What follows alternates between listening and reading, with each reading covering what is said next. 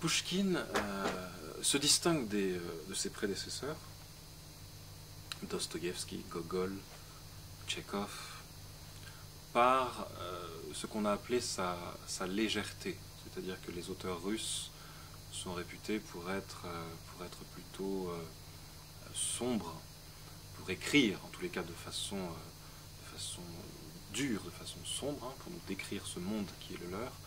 Alors que Pouchkine, tout en étant conscient de cette obscurité qui frappe l'humanité, avait ce quelque chose de solaire, ce quelque chose de chaleureux, d'enthousiaste plutôt. Si tu veux t'exprimer, Dostoïevski, il te faut des dents pour la vie. C'est son fruit, amer ou sucré, qui te donneront une voix. Ne prends pas que le fruit amer, tu seras ennuyeux. Ne prends pas que le fruit sucré, tu seras naïf. Prends les deux, goûte aux deux, fais-le sincèrement, fais-le totalement, sans aucune retenue, et avec la même force de dégustation. L'important, c'est de sentir d'abord, et de méditer ensuite.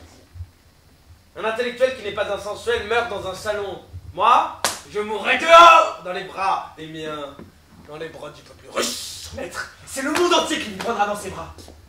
Comme le dirait Gogol, il est la manifestation de l'âme russe. C'est que chaque Russe reconnaît en Pouchkine, en ce qu'il a écrit.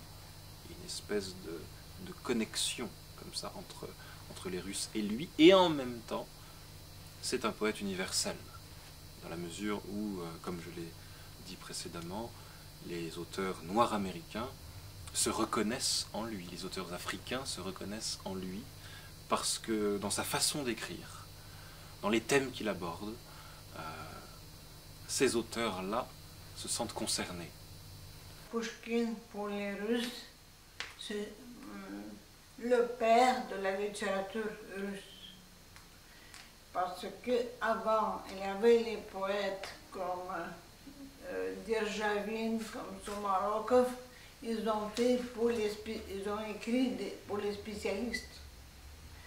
Mais à partir de Pouchkine, on peut lire les textes pour tout le monde.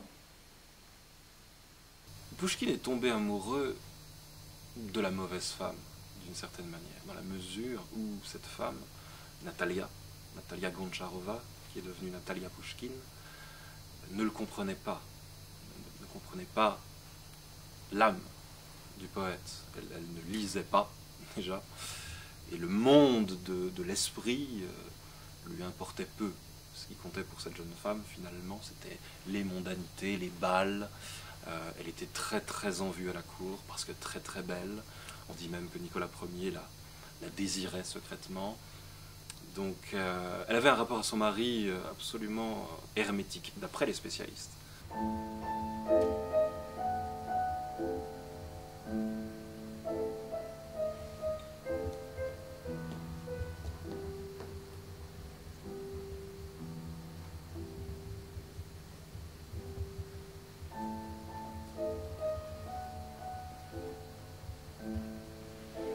Ne me touche pas. Je déteste tes ongles. Il faudrait voir les couper très vite. Un lion n'a pas d'ongles, il a des griffes. Mais tu n'es pas un lion. Tu es un serpent et un singe.